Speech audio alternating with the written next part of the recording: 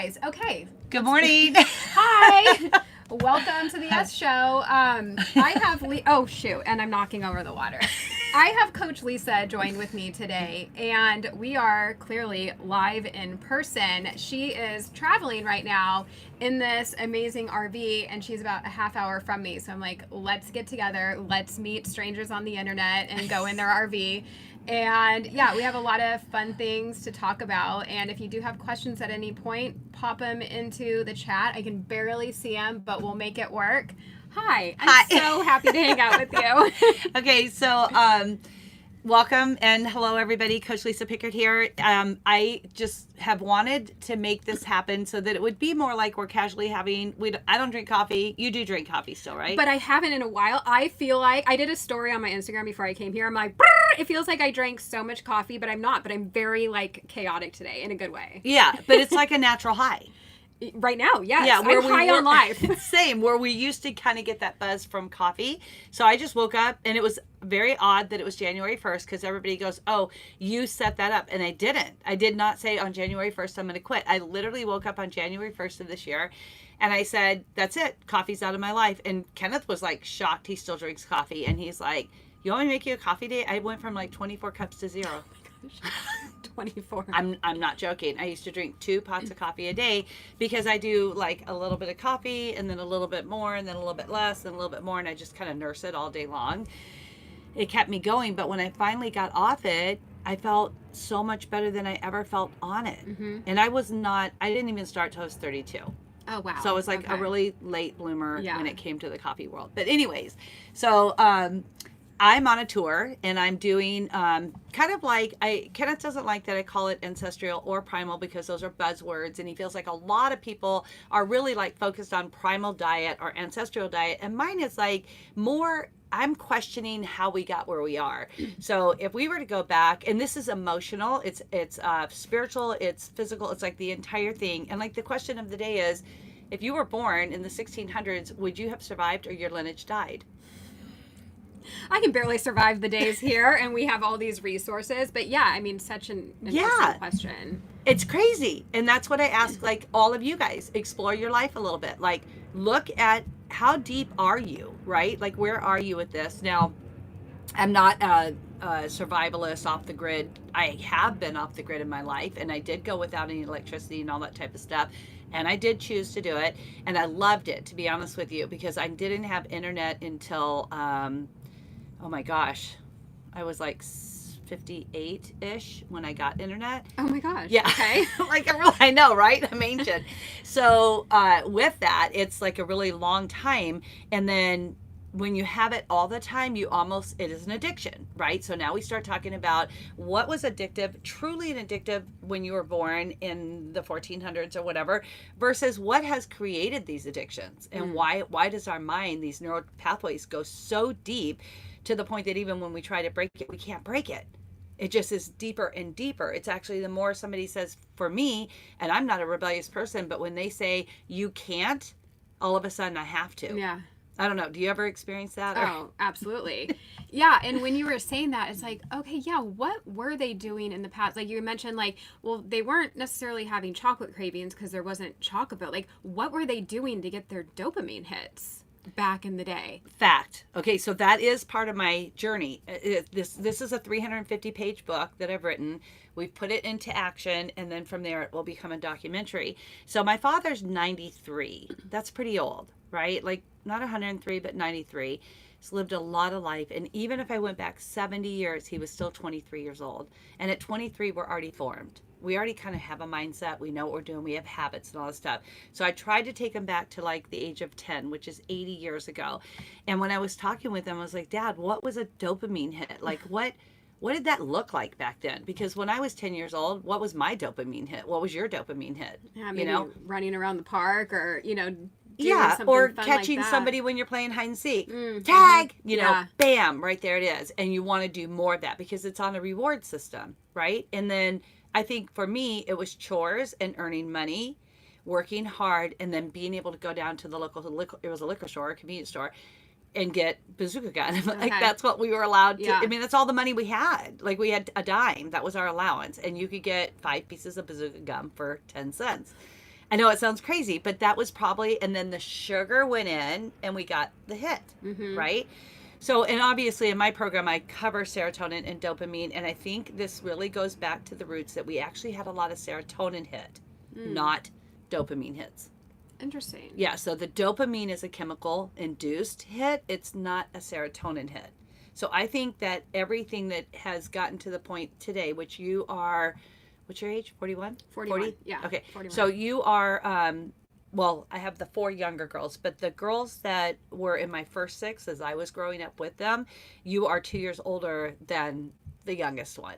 So I could easily be your grandmother. No, you're your mom, right? So it's like, if we were talking with your mom, what was her dopamine hits? I mean, have you ever had that conversation with her, or?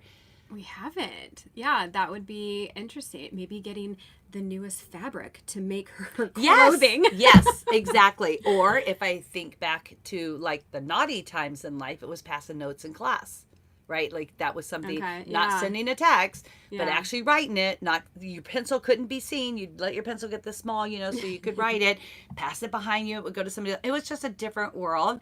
And the sad part is that world kind of blended into my children, your age, and it led to suicide. And it led to very negative depression, anxiety, social anxiety, all of these things that both of us are doing right now that we typically would not do. Meet somebody in person, in an RV, on live, these type of things. And so one of the interesting things, my dad's Capitol Records, and he has Music Marketing International. He has recorded every top artist you can think of and has spent many, many nights in this type of environment, in a bar or hotel room or whatever. And he said in the documentary, he said the scariest thing, the biggest dopamine hit of all time is an audience. And I was like, wow, I was not expecting that. But he said people will do crazy things for like 3,000 people to go to their concert back in 1950, right? Or 1940s. Then we move past Elvis, we move past the Beatles, we go past all these famous people, Loretta Lynn, Tanya Tucker, going all the way forward to where we are today. The average concert has 65,000 and up people in it. That's a huge, but then what does social media give us? How many followers, how many viewers, how many hearts, right? How many comments? And it just kind of like all started clicking, because to be honest with you, social media scares me to death. Same. Yeah, people are really brutal. I love you all, but there are some trolls that are just not nice, or bots or whatever they are. It's scary. And so when I was talking to him a little bit about this, I was like, well, Dad, would you have been a warrior? And that's like my question for you is, would you have survived? Like how would you have handled, like we both talk about kids being out of control. We talk about our husbands and whatever. It's like, but how would you have weathered? I don't even know. I mean, that's it. I can't even like fathom it, because it would be so different than what it is today and what our daily lives. Like, we're not out there hunting and gathering. We're not, like traveling by foot or whatever they were doing and building shelter. Like, it was just so different. Like, the modern conveniences, like, it's completely different. So I took that into my book into consideration. I'm a very, very heartfelt mother. Like, I hate to use the term helicopter, but I'm not in their business, but I do like to know they're safe, and I do like to know where they are. Nobody was allowed to run wild or free in the second group, especially the first group. I think it was a little bit more lenient. It was kind of like, oh, I know where your neighbor lives, go. But as the world got more dangerous and things were like heating up, I got like, oh my gosh, you really can't, right? In which we lived on 200 acres and they were good where they were anyways. But that fear also feeds our anxiety. And it feeds our worry, where in those days, in the early 1400s or 1200s, they traveled by foot. Like, the West was won by people who were willing to explore. They were willing to have faith and overcome their fear. And this journey we've done 13 states, 7,000 miles, and interviewed massive people that I didn't even know. I just like literally went up to them, asked them, hey, would you like to answer a few questions? And they were like, yeah. And I was like, if it's the 1600s and we're coming through here and you just came out of a snow and your child froze to death, are you surviving today? Like, what does that look like? And most of them were in tears. They were just like, I'm so grateful for everything I have, where I feel like a lot of us take all of this for granted.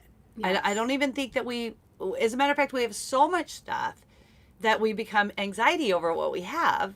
Does that even make sense? Yes, because it's overwhelming and overstimulating. Just all Stimuli, big word, right? Like super stimulating. And even with my father, he was like, yeah, he goes, well, and I said, do you think that's entitlement? Because you're in the age of my kids, which I did the absolute opposite of my father. As much as I loved him, you have to earn everything you get. You're going to work hard. You're going to spend weekends pulling weeds. And my kids, I was like, you will never pull a weed in this house. I'm hiring a gardener.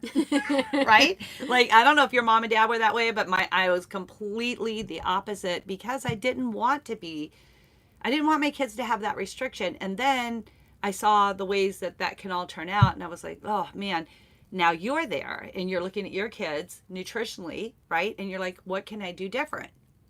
Do we go back and we recycle carnivore?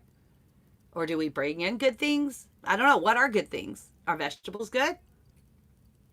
Yeah, I mean, I feel like who knows these days, but yeah, I mean, bringing them back to like what we would have eaten back in the day, which would be hunting and coming across the occasional berry bush that is nothing like what is in stores today, from what I heard. It's true. I wasn't there. No, it's very true. I wasn't there either, but I've done the study. Yeah, so just, I mean, I feel like that just makes the most sense. Like, our ancestors weren't going to 7-Eleven. They weren't having all this packaged and processed foods. So I think, I'm not even saying everyone should be carnivore, but I think if we can just at least understand that it should be like a whole foods approach, then you're winning. Like, nothing that is like being man-made with food scientists to hit the bliss point. Like, I think we should all be able to agree that that is not good, but unfortunately we can't even agree on that, because then you have the registered dietitians out there that are like, all food's fit, you need to eat all that stuff, you need to be able to eat Oreos for me to think that you have a good relationship with food. And it's just like absolutely ridiculous. It's really ridiculous because it's okay. So Kenneth and I were talking about this morning.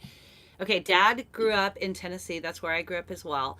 So we were in the southern part of Tennessee, right above Alabama, and everything was homegrown. You had your home cooked, raised hogs and beef, right? So they had a cattle ranch, and we were talking about this. He goes, sweetheart, if grapes were in season, you hope to get to them before the birds or the bugs, or whatever, the insects, but everything was minimum. So they were very big minimalists. And if there was extra beans or extra that had not, you picked them quickly, got them canned, but they were safe in vinegar, right? And he was like, it was just so different. We didn't contaminate our bodies, which he contributes the first 20 years of his life as to why he's alive today at 93. And he made a comment that just really struck my nerve. He said, he has a great predominant doctor in Beverly Hills, and he said, sweetheart, he goes, he said to me, Buzz, he goes, I've never treated somebody who's 85 years old with obesity. Never, not one time. And my dad was like, really? Why not? And he goes, because they're dead. Interesting. Right? Wow. Yeah, I was like, that's true, which is why the average life of a human now is 74. And if we go back to the 1800s, it was actually 40 or 43.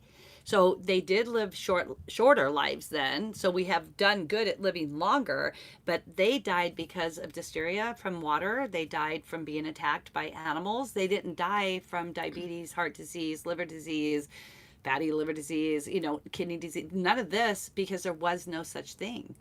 Yeah, I think, and I've seen someone else say this, like, we are good at living longer, but like living longer sicker. Like, right. It's not like everyone's thriving at 93. That's No. far and few between. So something's going on. So that's 53 years away for you, or 52 years. What does that look like to you?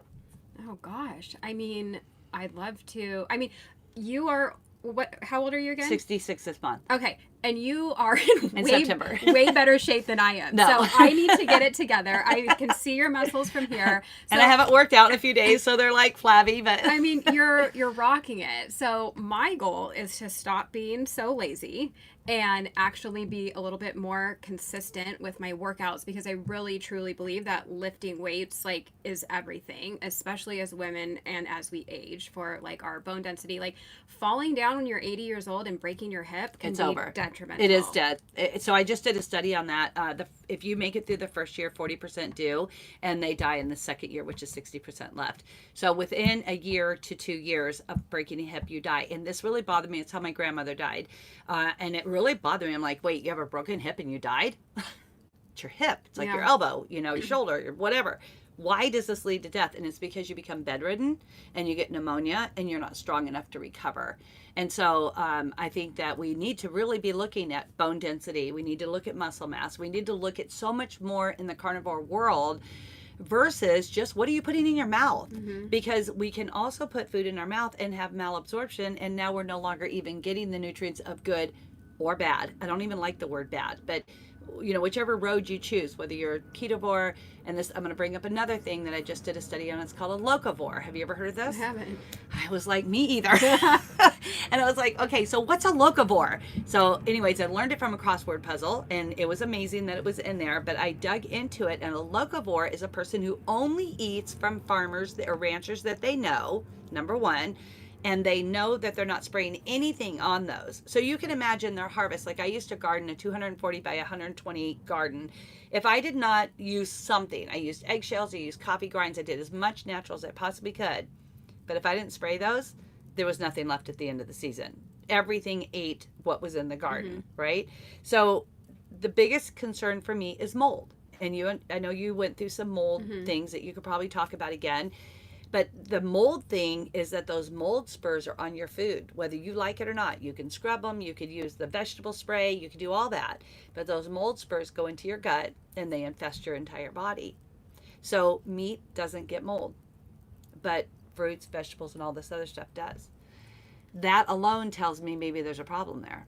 Yeah, that's a good point. And that's, not to go down this rabbit hole, but even like everyone's like, oh, eat organic, and maybe there's some truth. I don't know your thoughts on it. To me, it's almost like a marketing scam, because I feel like, well, even if they're organic, they still have to keep the bugs away. So their chemicals and pesticides are now organic. Like, what does that even mean? So to me, it kind of makes sense to, I guess, like limit your produce then, so you're not consuming all that stuff, or grow your own if you can. But like you said, you're even growing your own, and the bugs are still getting to it. Oh, the number one reason why I would have a batch of tomatoes in this beautiful bowl on my counter was because they were the best, and they were going to ripen there. But literally within 3 days, they're full of mold. They're caving in, and they're soft, and they're no longer edible. And so you just toss them out. And I put thousands of dollars into my garden by bringing in my own soil, my horse's soil. We did the whole horse manure. It was amazing. Totally organic. But I got to tell you a quick story. I have a daughter who's 22. She worked at an all organic natural farm. And they do pies, they do lunches, they have meat, they have beef, they have ham. Everything is, even their chickens are free range. The whole thing is organic. She came home one day in tears. And I said, "What's wrong, Bae?" And she goes, "I cannot believe they spray their crops." I was like, "What?" And she goes, "It's not organic. They lie to everyone." Oh, wow. I said, "Bae, if they didn't spray, there would be nothing to, like they do the strawberry fest, they do the corn fest, they have like all this stuff. Massive amounts of people come in for pumpkins and squash and cucumbers. But the bottom line is they are sprayed. So I think it might be a dollar issue too. To be honest with you, I think it's a big sales gimmick. I wish that somebody could show me the actual chemical they're using that is chemical free. Yeah. I don't think there's a thing. It doesn't, yeah. So it's going to be... I mean, I might be wrong. I'm open to that. I don't know if you have questions going on there. I'm it sure looks like there's a lot something's going happening on. now. Yeah. You guys, it is warm in here, so I'm going to battle the noise. Bear with us. Walking weights and ribeye steaks. Okay, who said that? Marion, it's hard to see. Make some shirts, okay? I love that little slogan. I fry pork belly, so delicious and satisfying. Yeah, so it seems like produce isn't really the way to go, and we should all just get a cow, right? But I have to tell you, like, we're human, right? So it was so funny. We just had a meeting in Santa Clarita, and I brought 2 people with me, and the guy who was hosting it goes, "Are you playing along with her, or are you really carnivore?" And they were like, "No, we just play along." I was like, Really? "Oh my gosh, yeah, honest to God." And I was like, yeah, and as soon as I'm gone, they go back. But they literally eat everything, packaged, processed, frozen, like literally everything. And I do agree that, the very first thing I tell my clients is get rid of all processed foods. just don't buy them. If it's in a package, or it's, been packaged or brought in a factory, don't eat it. And you will do yourself a lot better. Yeah. But that still doesn't eliminate fruits and vegetables. Yeah. And I'm human. I am so human. I was a vegan. And so when I walk, I don't typically go in a grocery store, but I walk through Sprouts and I'm just like, oh my gosh, those green peppers are calling me, and those big fat sun-kissed oranges or whatever. And Kenneth goes, do you want something? I'm like, no, I don't want anything. I don't want to ever be sick again. Yeah. Well, I would be curious then, what about fruits that would be like less toxic, I guess, as far as like the lectins and oxalates in them? So the fruits, and then ones with thick, like an orange, something a thick, what am I thinking of? Peel. Like a skin or whatever that you're peeling off. Would that and be I love a that little white bit, stuff on the inside. Would that be a little bit better than like berries, which are like you're eating that directly? I think no. I think Still no. seeps in. Yeah. I think it's all a problem. I personally, I constantly say I pray it'll never go back. I mean, I'm human. It could happen, right? But and I know that sounds crazy because we're talking about, we haven't really gotten there yet, but we need to talk about addiction, right? Because a food addict is probably the worst addict on this planet, because alcohol, you could not buy it and not have it in your house, and food, you could not buy it and have it in your house. But the bottom line is, it's everywhere. Mm-hmm. It's every commercial. You like, even here in the RV park, I can smell people cooking, and I'm like, thank God it's meat I smell. But then all of a sudden I smell the French toast, and I'm like, oh boy, I remember that taste. I think it's really frightening. And again, I want to go back and see, when did addiction start? Where did it come from? Because, well, I have been doing that.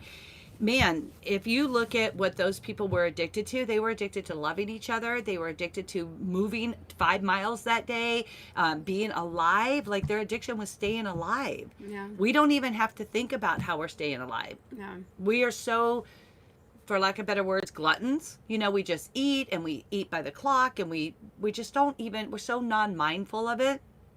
I don't know what that word is, but intentional is a good word for the other side. Do you eat on a clock? Do you schedule your days by a clock? I mean, not usually, but yeah, that's such a good point. I guess I've never really thought about that. And that's a good point about what were they addicted to? It's just like, the more like I'm hearing you, I'm like, oh, it's almost like icky, the world that we live in. It's gluttonous is such the good word. Like, yes. Dang, we really need to like go back and make things a little bit more simple So living. in my house currently right now, we have about 3,500 square feet, which is the way it's laid out, it's like kind of small, but it's a nice house, right? But I have a carport that's maybe 60 by 100, and it's got enough stuff in it for 2 homes. Okay. And then my house is full. Cookbooks.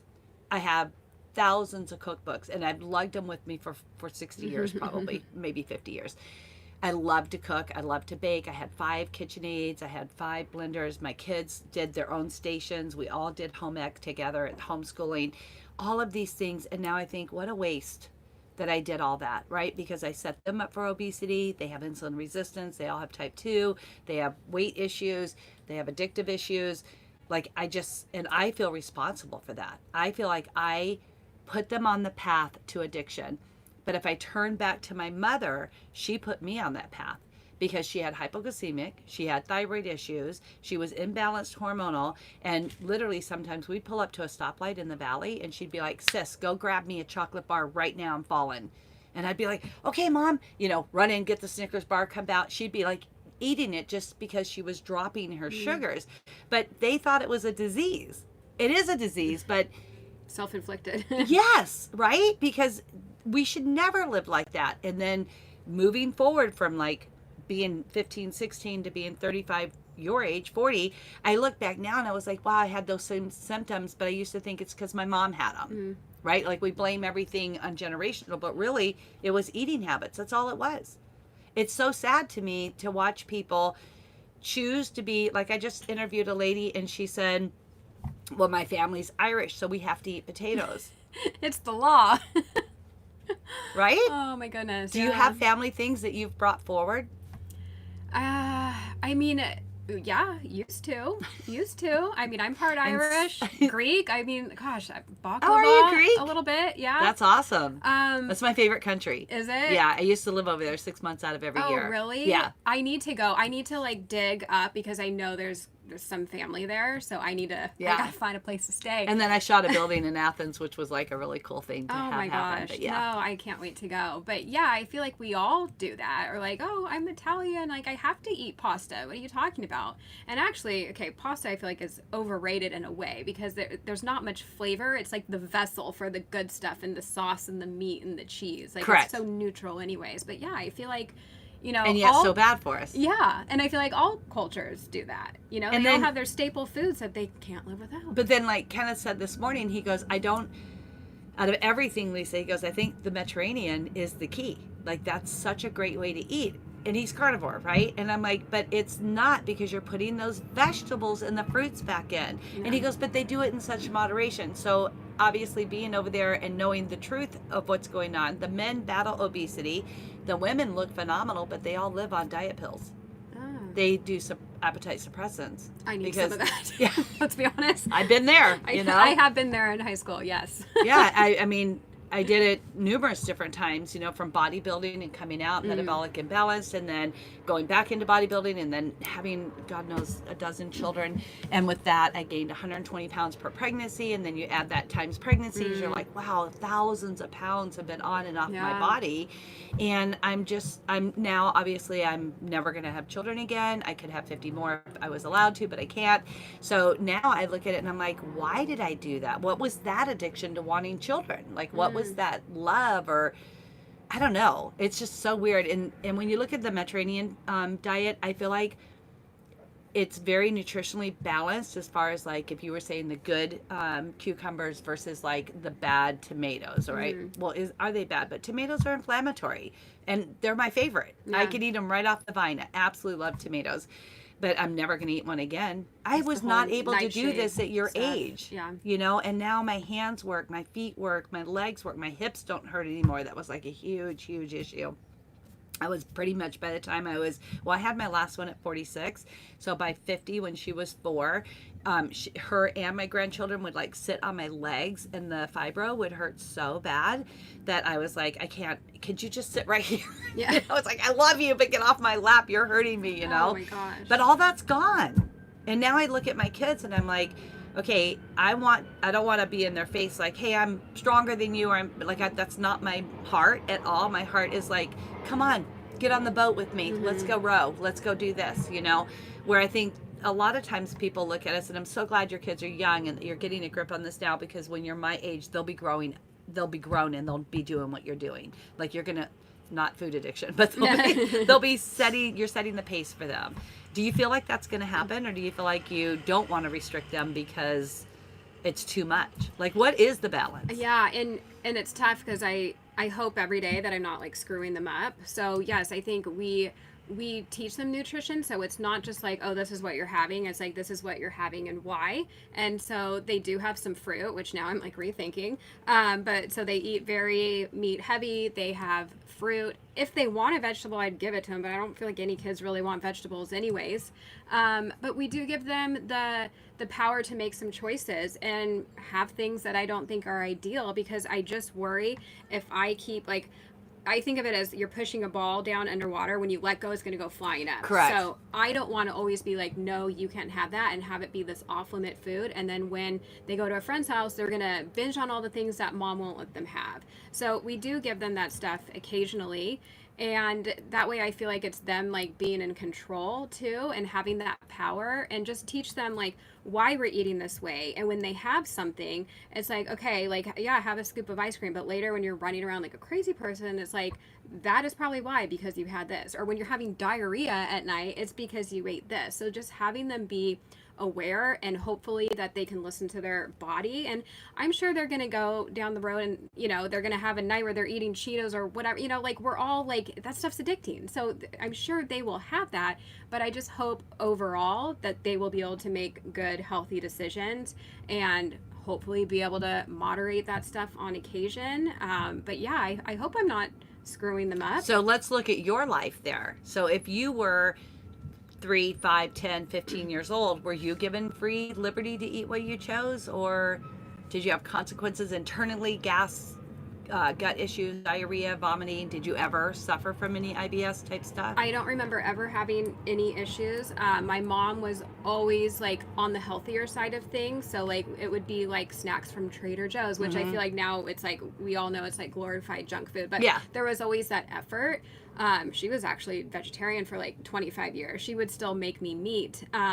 But so I remember being like just my mom being health conscious, but I don't remember it ever being like strict in a weird way. Like I was still having like ice cream. It was just a healthier version. But I also do remember going to, you know, a friend's house where it's like the rich friend too. So they have all these snacks, but it is all junk food. And I do remember like having that because it's like, oh, my mom wouldn't buy that for me. So that's in my mind too, that I don't know. Like, I don't even know what I'm trying to say. Like, I'm not saying my mom did anything wrong with me. Right. But well, and I feel like my parents didn't either. But the reason why I triggered that was I was thinking about the yellow notepad. This is what my chores were. Here's your dime. Go to the store, get the fix. Right. So it's kind of the same thing. At home, it's healthy.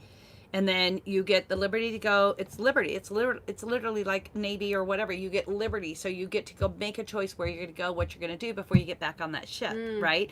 So for you, your liberty was at a friend's house to make that decision, but you chose to still have those goodies because it was outside your doors. Yeah. Right? So and if we go back to the 1800s, because this is all part of the documentary, is what did that look like to those kids? Because I know for a fact they nursed their babies till they were 3 or 4 years old, given they lived that long, because they lost a lot of infants.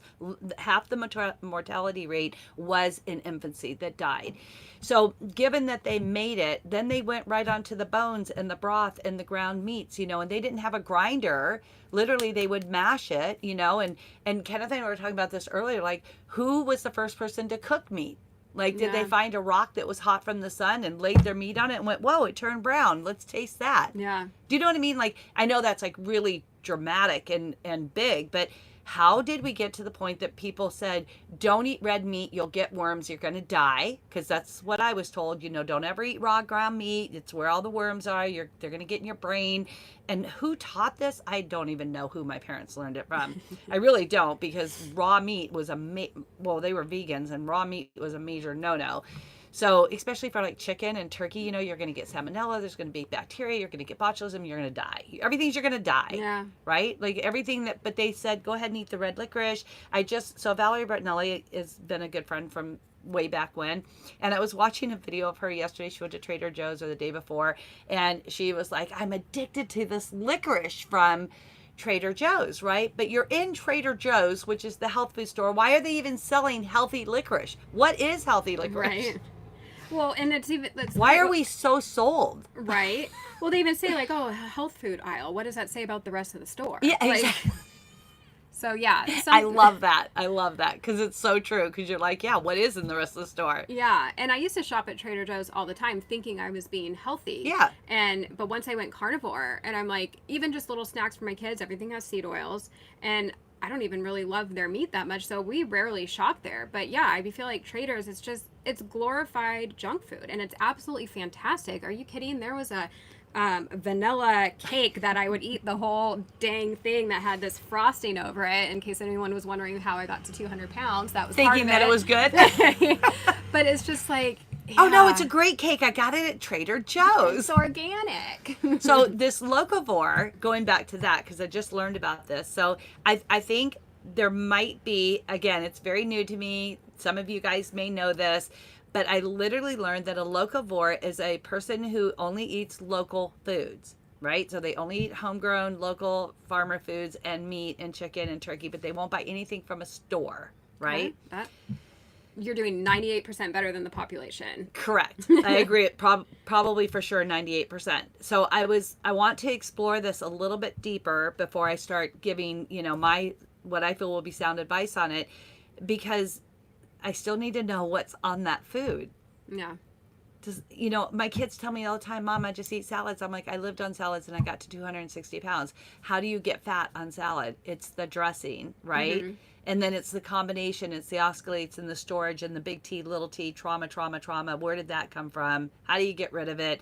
Do you need to work out? Do you need to count calories? They didn't count calories in the 1800s. They were thankful to have food. And yes, they did intermittent fast because it was a feast. And then you dried the meat, you rationed it, and you didn't get another whatever until you came across something, which could be the dead of winter. You know, if it was stranded and dying and you killed it and that was your spring meat. We didn't have the convenience. Exactly. And I'm so confused. Not confused. I'm really not confused at all. But it's overwhelming when I listen to people. I have a lot of clients. I took 2,100 people through my beta testing, and they were just like, this works. Why doesn't other things work? Yeah, I think that's so true. They were fasting a lot, feasting and fasting. They weren't tracking their macros. No. And I laugh, but and I do use that tool on occasion because I think years of eating crap and all that have distorted my hunger cues. And yes, I feel like carnivore has helped that a lot. And if I am only eating meat, my hunger cues are in check. Same, you know, same, 100%. I'm same. not gonna. We can validate that one. I'm not going to go binge on a ribeye. You might have maybe a few extra bites when you're stuffed because it's salty and buttery and good. But for me, it's when I'm adding in a few things, even just being ketovore or having a keto bar or something, a protein bar. It's well, I can overeat that when I'm not hungry. So if you're really strict, you should be able to at some point get your hunger cues going again where you don't necessarily need to track macros. But then it's there's a whole camp of people that undereat on carnivore, which blows my mind. I can't understand undereating. I am either. Such a volume eater. Same. So as far as the tracking macros, I think it can be helpful, especially when you're adjusting and you're coming off of standard American diet or just to check what you've been doing. But just hearing you say that makes me rethink yeah, I think we just need to get back to the basics a little bit and do some more fasting. I think that's actually and that's hard for me mentally because I like to eat, but I think the convenience, you said, of just how everything is right now, we don't need to eat 6 times a day. In fact, Ben Bickman stresses the importance of fasting in between your meals. Right. So even if you're not doing intermittent fasting, cut off your dinner at, whatever time. So you're at least getting that 12, 13, 14 hour fast while you're sleeping. And then we can't be grazing all day. Right. Just because they're pork rinds and they're on carnivore, it doesn't mean you need to eat those every day or have some cheese or have cream, So I absolutely agree with all that. And definitely it affects my life. So I spend a lot of time with multiple different types of people, but I focus on the women. I have a men's course, but I focus on the women when I'm in that environment. And they'll eat this teeny tiny bit, and I've already eaten my ribeye, and I'm thinking that was not enough fat. I need fat right now. I'm so hungry that I actually immediately go back to the thought of dessert. And this is almost 5 years later, right? Instantly, my brain goes, okay, why do I want dessert? I'm not satisfied. Yeah. And then why am I not satisfied? Because my hunger cues they just don't kick in, right? But if I have the right amount of fat and the right really nice 16 plus ounce ribeye and I eat all of it, I will tell you, especially with the salt really brings a level of contentment. If I do that, I'm actually okay. Yeah. Okay, not great, but I'm okay. And then usually within 2 to 3 hours, I'm like, oh, I feel like I want a bone broth. That's my go-to savior instead of coffee or sugar or dessert. I just have a bone broth. I whip it with a lot of butter. And then I have that with a lot of salt in it. I'm a huge advocate for Soleil water. Getting 5,000 milligrams of sodium a day satiates me. If I don't have that and I'm just a little bit low, this traveling, right? It's not like I'm having that all day long. I could, but I just haven't done it. And I get to a point that everybody else is content and I'm like, I'm really hungry. Can we go get 8 In-N-Out burgers? I need them right now. Yeah. Yeah. And it's crazy to me that even after all this time, and this is one of the things that I'm dealing with my clients, is why do people fail? So, why do we go from being so good and then one day we're just screw it, I'm going to go eat. I'm going to go find what I want, and I don't care. They look in the mirror. The body doesn't look the way it should. In their brain, that should look. It looks better than what it did. Yeah. But maybe it's stretch marks. Maybe it's sagging. Maybe it's loose skin. Whatever. And that mirror can be so damaging to us. And the 1800s, it was only in the cities was there mirrors. There was no mirrors at wherever you were trailing to in the West on the Oregon Trail or Lewis and Clark. There was no mirrors. So we didn't get out and do our makeup and our hair and curling irons and blow dryers. Like literally it was a braid and up and go. And I'm not against that, by the way. I'm 100% pro self-care. And I think it's really, we're blessed that we have what we have today. But it goes back to that gluttony. Like, are we obsessed with the mirror? Are we obsessed with the natural change of a body from delivering a baby? Even though it doesn't happen to everybody, right? Like we know, I have a daughter who had 5 children and she doesn't have a single stretch mark. Her body's magnificent, but that was her gift. I don't know how to explain it, but it's not me. And I'm not here to compare. And I'm gracious and grateful for anybody who can maintain their body. I can't. I mean, if I didn't work out and I ate what I wanted to eat, I would be obese again. Yeah, and I feel like it's a daily choice and a daily effort. I'm just looking to make sure you're still in camera when you lean back. Oh, sorry. No, you're fine. Where was I going with that? The body, the mind, the visual, the eating. Oh, just the even control, the addiction. Like it's so much. Yeah, I was gonna say something and then I lost it. It was something you were saying earlier about. Oh, yeah, even just like going off track. Okay, so is it self-sabotage, or is it maybe we've been a little like too restrictive and then that catches up with us and then we like want all the things? What do you see when you're coaching? Well, I feel like I spent my whole life self-sabotaging. So coming out of the fitness industry, being an explosive engineer, and then owning 118 health clubs. I had some partners on a couple of them. Bodybuilding for 22 years, every single time I hit my dopamine, I hit my goal, I sabotaged afterwards. So I will have to say that consistency is the key. We talked about that this morning just briefly. Like, we have to just be consistent in everything. And I've never cheated on carnivore. I've never stepped off, not for one single thing. And I've never had sugar in my body now for close to actually I'm coming up on 5 years in September. So, not bragging by any means, nor am I a person who goes, X amount of days. I'm just not that person. Some people need to count. They need to register this and that. But what I look at every day is that you're better than you were the day before, Lisa. Keep going. And when I look at self-sabotage, that comes from unworthiness. And that's a mindset, right? So you have either, and it's not a parent's problem. It's not who raped you or who molested you. It's not a husband that you divorced or a bad relationship. It's not their problem, right? They've moved on. They don't even know you're suffering. But what does become a problem is when you beat yourself up because of your own decisions, or you beat yourself up because that was a road you chose, but it's your road. And I use this as an example, and maybe you've heard me say it or not. So you're a book and I'm a book. You're in your 4th chapter. I'm in my 6th chapter. And every 10 years is a chapter. So if you were to take your book, let's just say this was your book, and we went to the library and you were looking for a love story, you would go over and pull out Anne Gables or whatever, right? And you're going to go through that and you're going to read her love story and you're going to get so involved in it. But she had a hurt heart. She had things that went wrong, whatever it is. And then you get to the end of it and it either has a really great ending and you're so satisfied with it, or it ended tragically and you're like, that's the end of the book? The guy died and nothing ever happened? What happened to her life? Where is she? So for me, I did have that happen. In my 5th chapter, Eric died.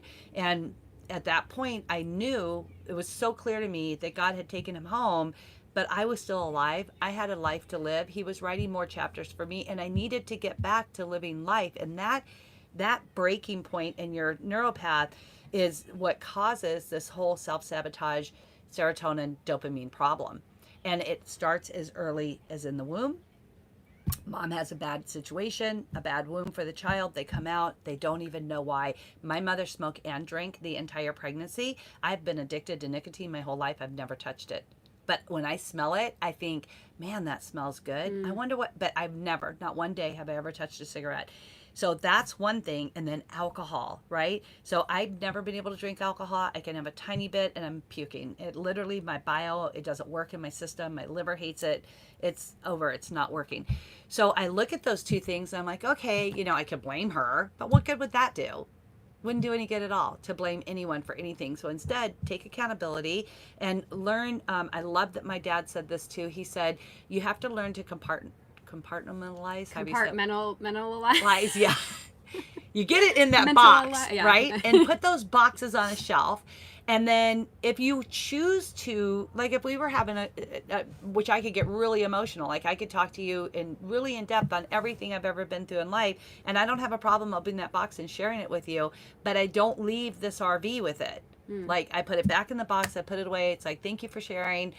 But that's not who I am today. That was a part of my story. But now we're on to the next chapter. And most of these women and men, whoever's watching, you guys watch Netflix series. Yeah. Right? Episode 1, 2, 3, 5, 22 or seasons, and then episodes, whatever it is. That's us. That's you and me. So you're in your 4th season, let's say, right? Yeah. And what episode? If you had 10 years, you could have 10 episodes. Every year could change. And it could be the same story now. Like, oh, I was vegan or I tried to go carnivore and I went back to ketovore and then I went over to locavore or whatever, right? Like, I think that we need to embrace that we're human. We have the right to shift our sails. I just told a gal yesterday, I said, you're not a tree. You have not been planted in the ground. You're allowed to move and change and shift directions without being ridiculed by the internet or people or family, friends. Oh my gosh, family and friends is a really, really tough nut. My family all thinks I'm crazy and that it's just another fad. Probably like you, we've done so many things to try and get to where we want to be that now they just think we're on another journey. And it's sad for me because I'm like, I am on a journey, but I'm not on another fad. There's no doubt in my mind that carnivore, and I feel very strong when I talk about it, because carnivore has definitely, it hasn't necessarily healed everything, but it's been the foundation for me to build my new life on. And if I wasn't able to have the foundation, I would still be so squirrely in my brain. Yeah. I mean, I still am, but don't tell anybody. No, and that's so powerful and amazing. Well, it's just hard because, let's touch, hopefully neither one of us will cry.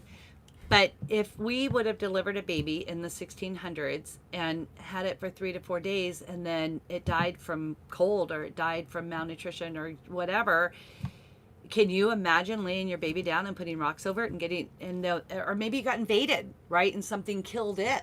It got ran over by a horse or whatever. You don't get to sit there and mourn and put black on and, go into hibernation and into this deep place of darkness. Instead, it's like survival of the fittest. You have to get up and go. I mean, my heart bleeds for those people, but do you know that it took 2,500 people on your mom's side and 2,500 people on your dad's side for you to be sitting here talking to me today? It's pretty wild. And 2,500 on each side of mine, so 10,000 people brought us together. That's pretty crazy. Isn't that crazy? Because if they would have died, we wouldn't be here. Yeah. So they had to be strong. Deep. Yeah. Isn't it deep? Yeah. They had to be strong in order for you and I to have this conversation. So I think there is, they always say, the past leaves clues of success. And I think one of the greatest clues I've ever learned in 65 years is meat. Meat is the foundation. Is it the cure-all, one-all, the common be-all? denominator? Yeah, exactly. And I really do believe that. That takes me to the next subject of dairy. I think dairy is addictive. I think dairy puts weight on us. It makes us feel good. It's dopamine. There's no doubt. We're going to tuck this back in. No. I love this because her book actually, so I got to tell you what I did. And I'll be really honest with all of you guys. I love this book. I bought it for my daughter and now Courtney gave me one and it's signed. I'm so excited over it. But I took your book in February and I did the month of love, and that's what that was on. And it was the whole foundation is, are you strong enough to say no if you love yourself? So if you love yourself, you start saying no. And again, my dad in the interview, he said, sweetheart, he goes, because I told him, I said, I can't tell anybody anything like that. Like, I'm so soft and emotional. I just cry over everything. I'm like, oh, I can never tell that person I don't like them. I just can't do it. Right. And my dad's like, oh no, he goes, I used to have clients. I walked right up to him and I said, you know what? I don't like you. And I was like, wow, Dad, I'm not like that, And he goes, no, sweetheart, it's better to be honest and truthful than to try and play this charade of like, oh yeah, I love you and I love you and I love you, but you go home and you're just left with this turmoil of self-hate, self-guilt, because we internalize everything. And for years I've said, So I did have a molestation rape situation. Well, it was 2. And during that time frame, I just got bigger and bigger because it felt like a padding around me, right? It kept me safe. And if you don't look sexy, nobody's going to think sexy, and then you're going to be safe, right? So that was kind of what happened there. And I was talking to my dad about that, and he was like, no, no, no, no. He's like, you got to stand up, rock yourself, and just say, no, just because you trespass me doesn't mean I'm going to be affected by that, right? Like, you've got to be stronger. So I did this course in February. We started February 1st. We ended on the 28th, and it was, are you strong enough to say no? And are you strong enough to love yourself? From February 1st to February 14th, I lived on your cookbook. And this is the honest to God truth. I gained 22 pounds. Great marketing. No, it is good marketing. I'm going to tell you why. Because I am addicted to dairy. I've never eaten dairy my whole life as a vegan or anything, and I love it. Oh my word, I never knew. I always thought heavy whipping cream was like spoiled milk, and I was like, why would anybody eat this, right? So then I'm doing the creme brulees. I'd make them, and Kenneth's like, no, I'm good. So now I got 6 of them made. Guess who ate them all? Me. I ate everything. I ate it all because it was no self-control. It wasn't anything to do with your recipes are amazing, and I do really, really recommend anybody, my kids are on all your recipes because they're not ready to be like meat. Yeah. Right? They're not ready to do that. I mean, at 20 years old, I wasn't either. Yeah. And some of them I even have 18-year-olds, and they're like, nope, not happening. The guy wants this, that. I go, okay, make it like this. And I told you I bought them your cookbook. And I think it's super important that we realize we can make something and have it, but we don't need to have it all. Yeah. And that's the addiction. Yeah. That's the hard part. How do you feel about do you feel addicted to anything? I mean, everything, but. Yeah. I mean, as far as like dairy, I think everyone's like a little like bio-individual on that. And I think you need to like know yourself. Like, cause as much as I love cheese, like I can have some, but I'm not like binging on cheese. And for me, at least with dairy, like keeps this way of eating sustainable. But I think there's also, that doesn't mean you get unlimited dairy, because I think calories still count. Absolutely. So, Thank you for bringing that up. I've lost all my weight while consuming dairy, but yeah, it doesn't work for everybody. So I think just knowing that just because. But were you doing calorie counting while you were doing dairy? Or were you just free for all eating? For part of it. Okay. So yeah, but I think, you just don't get to free for all eat all this butter and cream and cheese. Like, calories still matter. So I think just having that self-awareness too, and not consuming more than your body can burn off, because of course you'll gain weight. And I feel like you can gain weight eating too much ribeye. Like, I don't think we can have unlimited meat either. That the calories still matter, whether you're tracking them or not. Maybe you don't have to track them, and you can actually listen to your hunger cues and stop when you're full. But right. Yeah, that would definitely be me. But when I first started, and I had originally lost like over 100 pounds, it did come from huge volumes of meat. I mean, huge. Like, I would eat a pound of bacon for breakfast. Well, I wasn't eating breakfast, but at 11, that was my first meal of the day. And I would eat a pound of bacon, and then like 2 or 3 hours later, I never ate cheese in the beginning or in the end, because I had a pregnancy where I was addicted to cheese, and I would eat a block of cheese a day. And I really was like, at the end of that time, I was so gross feeling, and that's the only way I can explain this. I just didn't feel healthy. I felt swollen, my eyes were swollen, my hands were swollen, just didn't feel good. So I knew then that my body was not good for cheese. It just never has been a good thing. And since then, there's only been one small time frame that I did an experiment with Swiss cheese. It's very good for your body. Swiss cheese is one of the better cheeses. So I wanted to see if I saw any difference in my lifting. Did I get stronger from having that little extra bit in there? And I did. I felt so much stronger, so much more balanced mentally. It was just kind of crazy, but I'm not there anymore. I pulled it back out. Yeah. Because I think we can get too obsessed over everything, again, back to the big A word, addiction. Yeah. And then, so in your life, were you ever addicted to, like, no food, but anything else other than food, like alcohol, drugs, smoking? Yeah. Everything? Yes. Okay. Should I guess? Yes. Check. Yeah. 4 years sober. Oh, very good. Yeah. So, which was the best thing I've ever done for me and my family. If anyone's struggling, I actually got the book on Audible, This Naked Mind, and I have that. It's good. It's really good. I got it too learned how to moderate my drinking, which is just hysterical when you like think about like how ridiculous, corny. I had no intention of stopping drinking. Like when I did end up stopping, it was weird in the beginning. I was like mourning the loss of a friend. Yes. I felt like, so it was, that was rough. And sometimes like, I'm like, oh, that would be fun to like have a drink, but I just know like, no. Okay. So did like, you go to CBDs? Is that what they're called? Gummy bears? Whatever. Did you go to those to get off alcohol? No, I didn't actually. I just did it cold turkey and it was fine. And it's so interesting though. I have never been so tempted to drink again as I was a month ago when I went off the rails from carnivore and I was eating all the things and I was, you name it, I was having it. And I was at a 4th of July party and everyone was drinking and taking shots. And I've never been so like, oh my gosh, I want to drink with them than I was then because I was off the rails with my food too. Right. So when the chemicals affected the other part of your body. Which is just wild. Yeah. And I coach a lot of people that have, most of my clients were alcoholics at one time. Okay. And I do hear a lot of people saying like, oh, I went carnivore and it's actually helping my like the need and the want that I had to drink, it's helping to lower that. Yeah, absolutely subsides it. And that's because it's sugar. So alcohol is sugar, and then there's the sugar foods. So when you take the meat in and you get the density of the nutrients, your body no longer craves sugar in any form. And really, alcoholics are sugaraholics. That's all they are. They're just searching for that sugar. That's really interesting because I, on this trip, have been very limited when we're driving 8 hours a day of food. Like we have pre-cooked things that I can grab, a burger or whatever. And then we've done a lot of barbecuing, but we haven't, it's not like when I'm in my kitchen and I just get up and, you know, you're moving around. And here I try not to move too much when we're actually moving.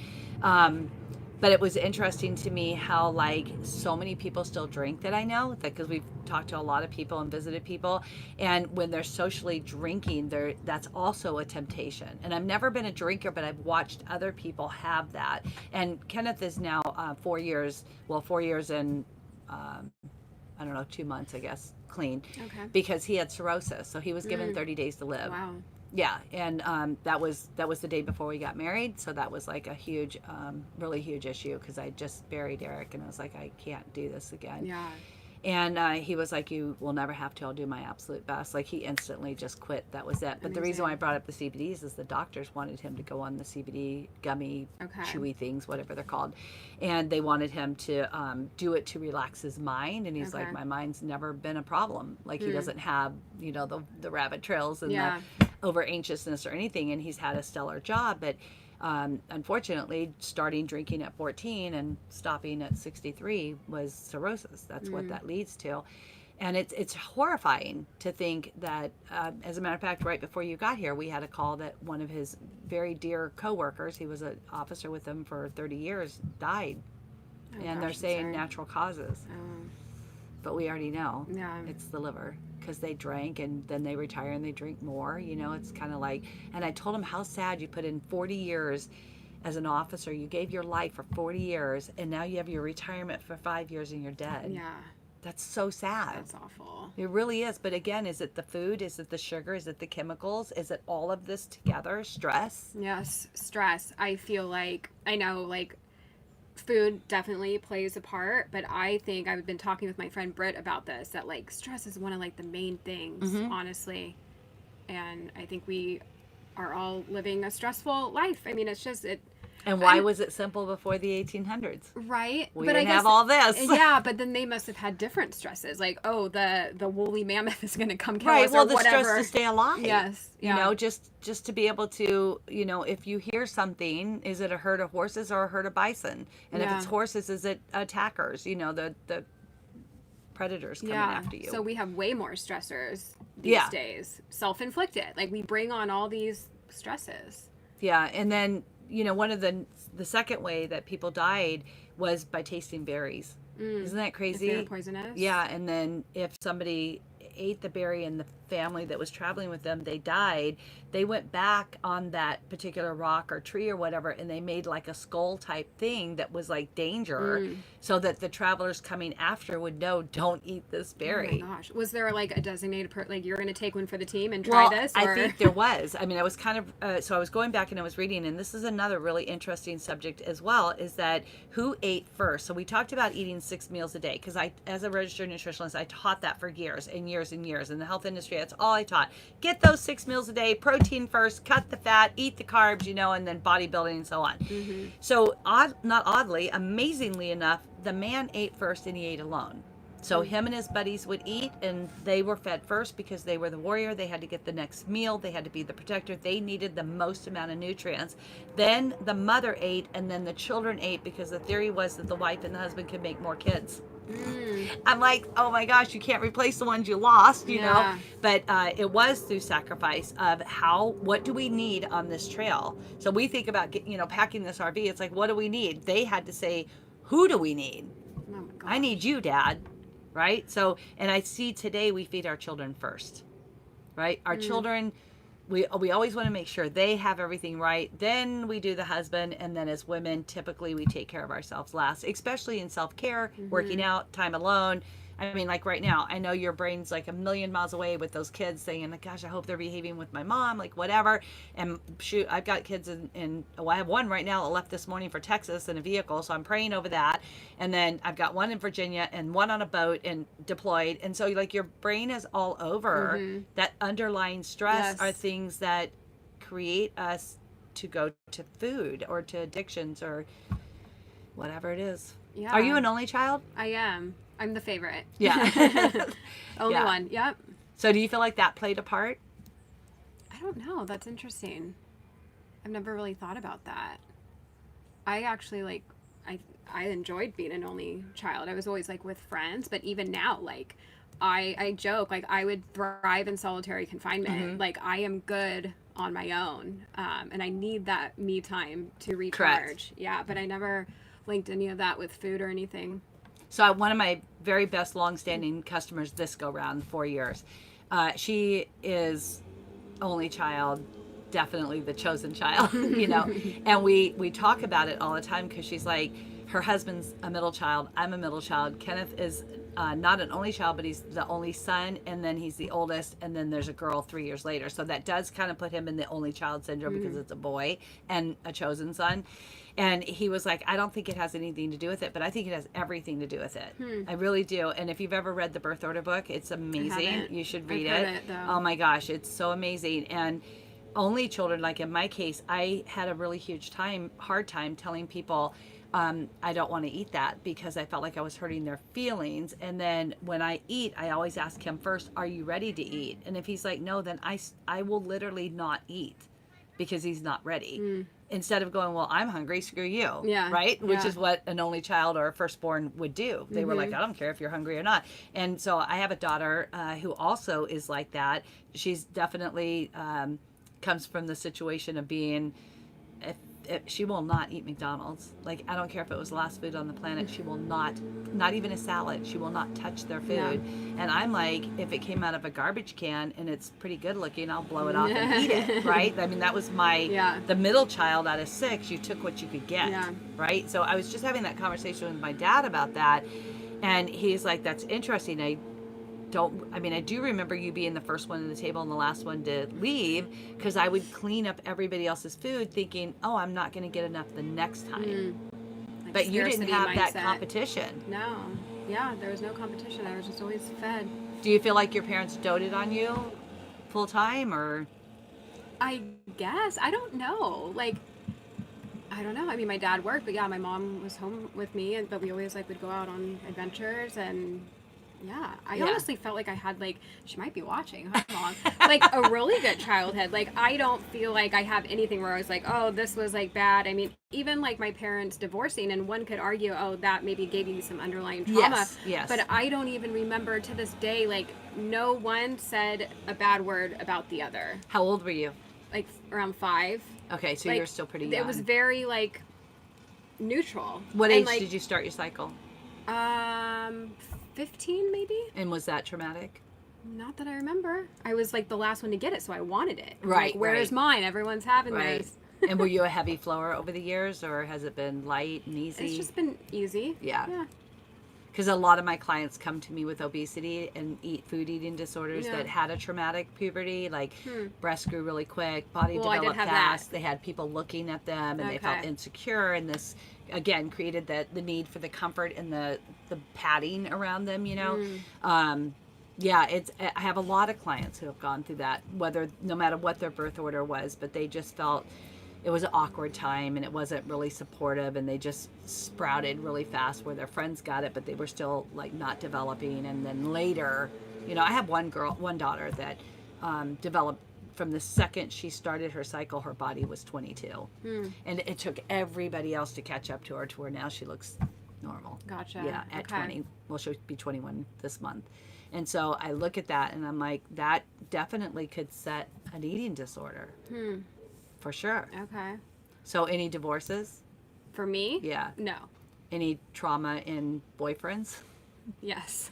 We can unpack that a different time. Yes. A lot of trauma for sure. So do you feel like that ever made you feel unworthy, or? I guess so. Maybe some Yeah. underlying deep rooted that I don't even realize till right this second. Yeah.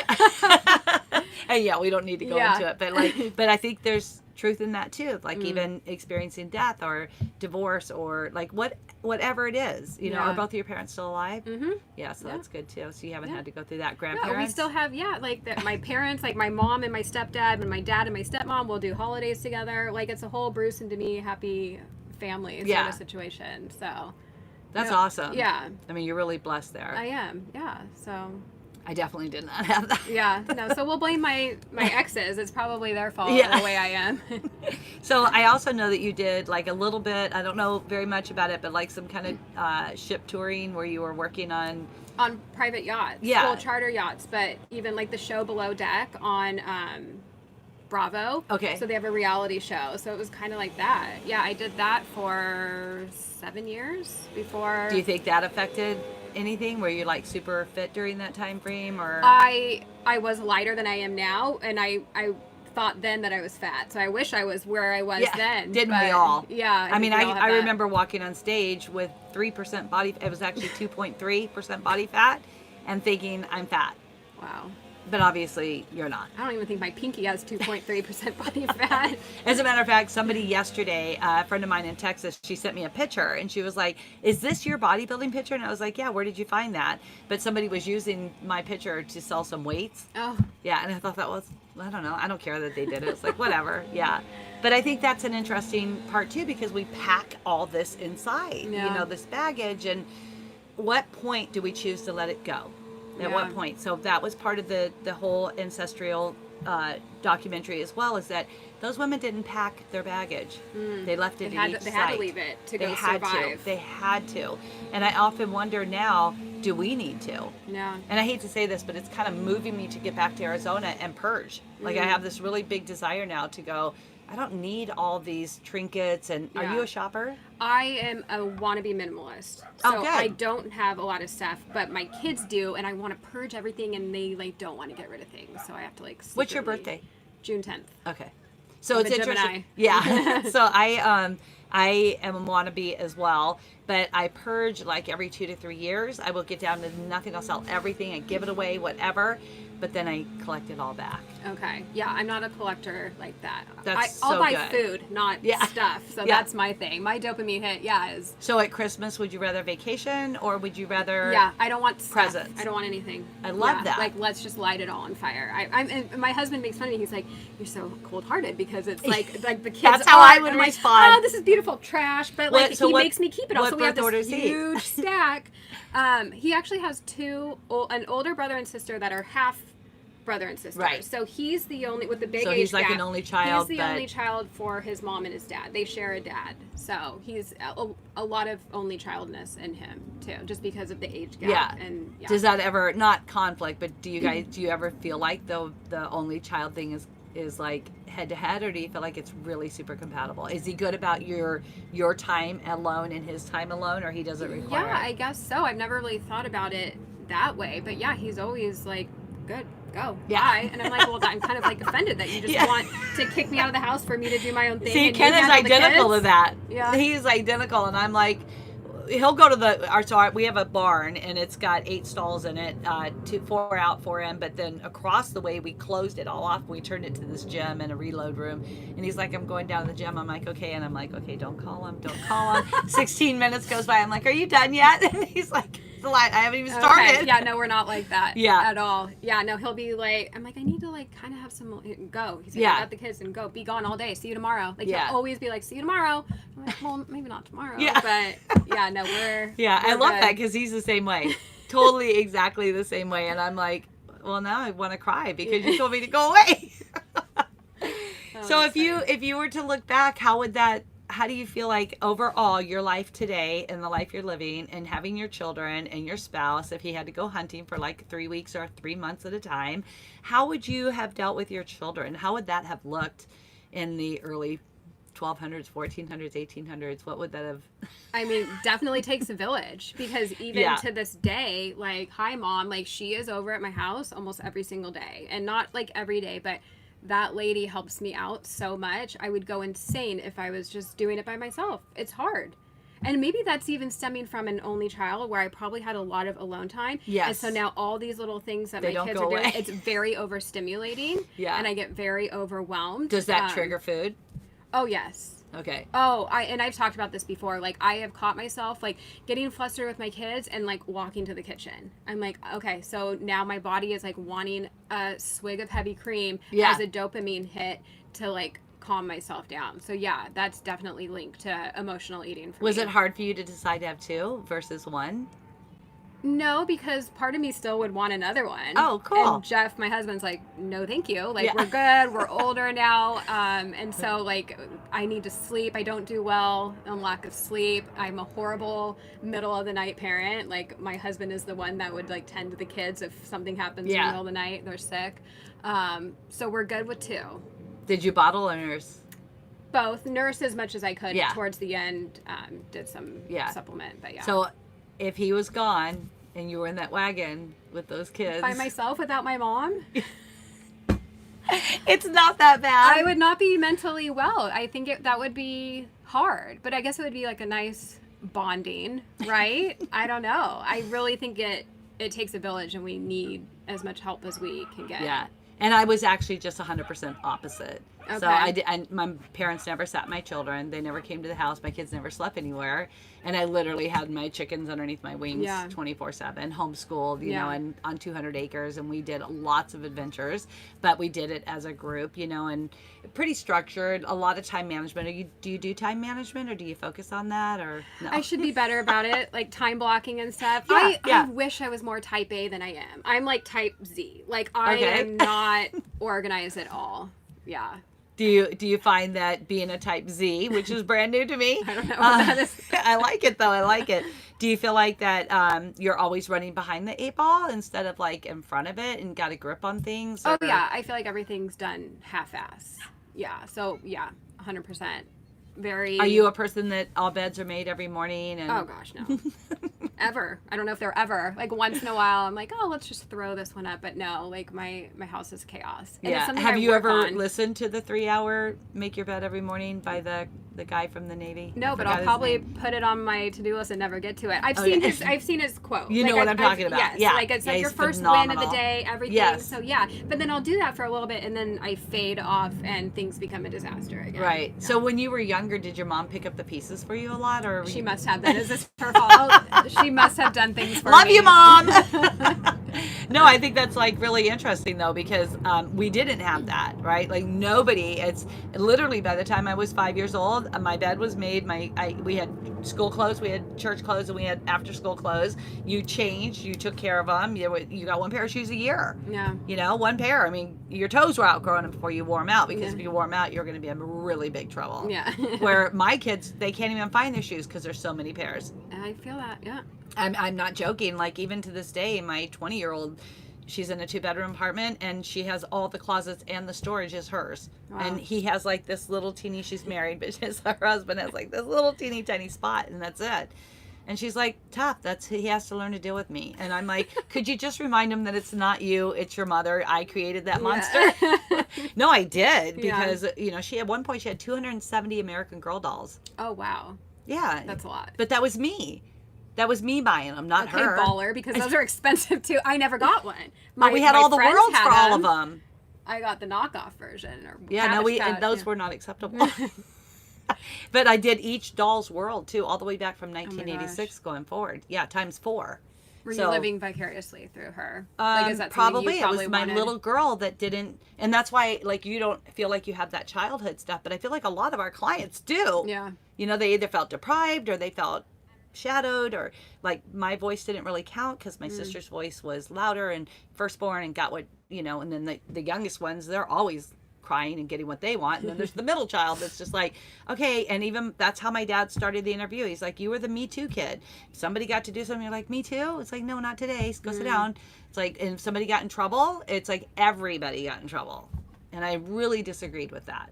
So I made sure that if my children did something, they were also accountable for that, so there was like, no, she did it, not you, so you go sit down while she gets I didn't discipline, but talk to her or whatever. Are you a spanker? No. Yeah, me either. No. I mean, I did use wooden spoons on my one daughter. No, there's a lot of them. There's 9 of them. Yeah. Yeah, and my firstborn I was very strict on her. And she's a nurse practitioner, and she's the one who just lost her husband, but she has like an amazing life. Unfortunately, now she's got this on her. Yeah. But man, she was stellar. Type A, straight A student, easy to raise. Yeah. Then there comes the last born, or I do have a gap in between 18 years, so I have like a single born there too, and she's the coolest, but it was a lot of work. Yeah because I picked up all the pieces for her all the time. To this day, like she got a little fender bender the other day, and Mom, what's the insurance? Mom, what's this? And I'm like, okay, breathe, we'll get through this. But I think I do, and I really wish I had so much knowledge then that was the world knowledge. I wish I had more of this carnivore based thinking, because it's simplicity. It's a minimalist. It's knowing that we have these bigger, better refrigerators for what? Right. What needs to go in them? I seriously am thinking we just need freezers. Yeah. I mean, unless you're going to eat your meat fresh daily. Yeah. But seriously, do you guys have a freezer full of meat? Yes, and it's very overwhelming. Oh, it is? I hate it. Like, I'd rather... Isn't that... something's wrong with me mentally, because the fact of pulling something out of the freezer... There's nothing wrong with you. But listen to how ridiculous this sounds. Pulling something out of the freezer and putting it in the fridge and remembering it to, like, check when it's defrosted, like, that feels so overwhelming. Okay, I have that same issue. I keep buying fresh meat. And I'm not eating the freezer. I'm only a fresh meat eater, and Kenneth is a thar. So right now that freezer, which is tiny, is full of meat, and he literally freezes. He buys it, cuts it, preps it, seals it, and then freezes it. And I'm like, I just want it fresh every day. I'm the exact same way, and I don't know if that had to do with not liking meat. At one time I didn't eat meat, and to me, something that's been frozen and then eating it kind of made me like regurgitate. I just didn't like it. I don't know. Do you ever get like that, or is it just really the overwhelming thoughts of it? I think I'm just lazy, honestly, and that's just like, well, it's not lazy, because I'd rather take the time and go shopping at the store for fresh and get it fresh. It's really ridiculous. Yeah. So are you still using seasonings? I do occasionally. I didn't for the longest time, and then I brought him back, and it's so funny because I feel like, not to like talk about poop, but if you're a strict carnivore with no seasoning, we might as well talk about that. Yeah, like there is no smell, but even just adding seasoning in, like, changes your everything. Smell again. Yeah, but I use it occasionally. Like, oh my gosh, shout out to my favorite meat chips, like lemon pepper meat chips, like that's good, or lemon pepper on chicken, like I'll do sometimes, but I don't feel like I'm not seasoning my steaks. Yeah, like that just needs salt. Yeah, I don't eat any chicken or turkey because of the hormones in them. I'm totally for it if my clients want to do it. That's totally fine. I will help them find the cleanest meat out there. But I can't do any seasonings. I get very sick, histamine sick. So I start getting itchy and rashy, and it just doesn't work. But I got a few more years on you, so be careful with that. Oh my gosh. Uh-oh. Right? So do you have any medical issues? Thyroid? I mean, things hormones lately, have not been optimal. But then I'm working with Danny Conway right now on a protocol, and I feel amazing. So hopefully when we wean myself off of those, it's supposed to guide my body to working properly again. So hopefully that will be enough, because I'm feeling really good. Whereas probably like 6 months ago, I was so tired. So just strictly tired? Or was there other things involved? Oh, I'm sure there was other things, but that's just the one that like stood But no out. medical, like no numbness of the hands, No. neuropathy, hip pain, like nothing from Are you in menopause or? Probably perimenopause, but then a friend was even mentioning like I could have gotten all jacked up just from even like the pregnancies and the Absolutely, yeah. postpartumness of it. Did you have postpartum depression? I did that too, but yeah, I mean, because my youngest one just turned 5, so I feel like it still takes a few years for things to go back to normal. Are they both in school or not yet? We homeschool, Okay. but we do outsource a little bit. Yeah, that's good. So I they'll- homeschooled on Ebook. Okay. Yeah, I loved it. I never had postpartum depression, but all my children have had it. Really? Yeah, I like literally could not comprehend that, the imbalance of those. Yeah. But I did get each one of them to a homeopathic doctor Dr. Pam, she was phenomenal at testing the hormones and getting them rebalanced with their progesterone. But again, I think steak balances that. Yeah. Because we're getting everything we need, especially our testosterone. Yeah. How's libido? Are you there? My mom's Jeff, are watching you this. listening? Oh, should we tell Mom to go away? Mom, turn your TV or your whatever off. I mean, she doesn't. We have 2 kids, but of course she doesn't Yeah. know that. Yeah. Yeah, we're good. Yes. Did she ever talk about it with you? No. Yeah, same with my parents. They No. didn't discuss puberty. We didn't discuss menopause. And I've often said in a lot of my, my group talks and my clients, when we were in 3rd grade and they made us get the permission for the cycle, Yeah. why didn't they teach us menopause? Yeah. And a lot of people are like, because we would have committed suicide. If you knew what was Right? coming up, yeah. Right? Yeah. Because it's crazy. But again, I take it right back to the liver. I really feel like if we have healthy livers, we will have a healthy menopause. I didn't Okay. stop my cycle until I was 62. And Okay. So what's the key to a healthy liver?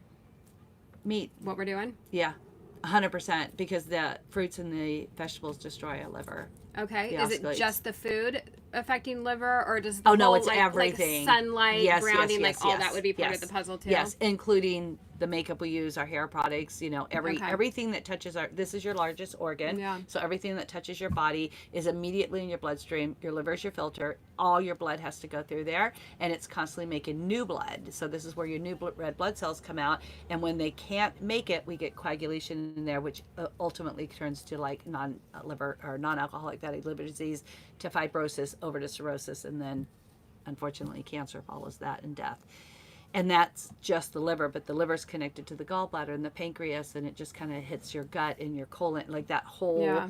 digestive tract is destroyed by a broken liver.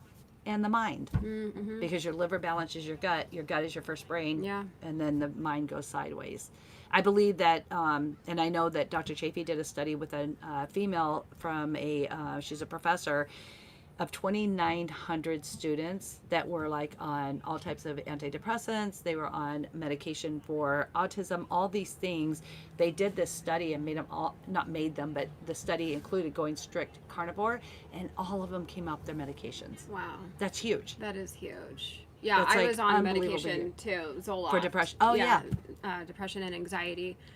So yeah, eating this way made a huge difference. Are you back on now when you went sideways, or did you just stay off and No, push through? I'm off. Good. Yeah, Good. I'm off. Yeah, I'll never go back on.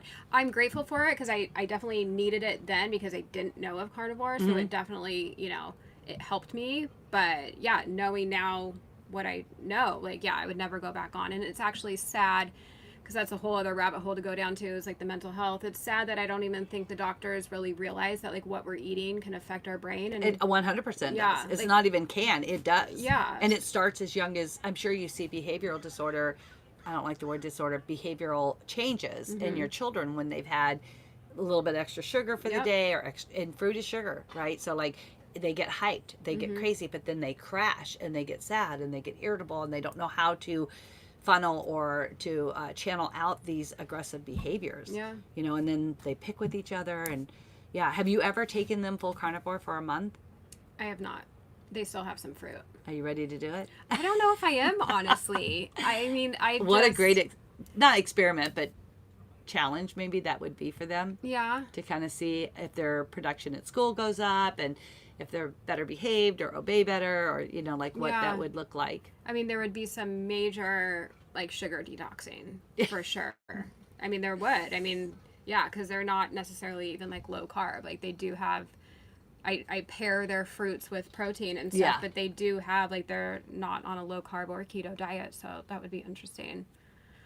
Oh gosh, I don't know if I can handle that little toddler. Okay, so where's mooching. Jeff at with all this? This was all his idea, going carnivore. He's the one that introduced it to me. He is more of like a moderator, so he goes off plan here and there because he doesn't necessarily like spiral like mentally.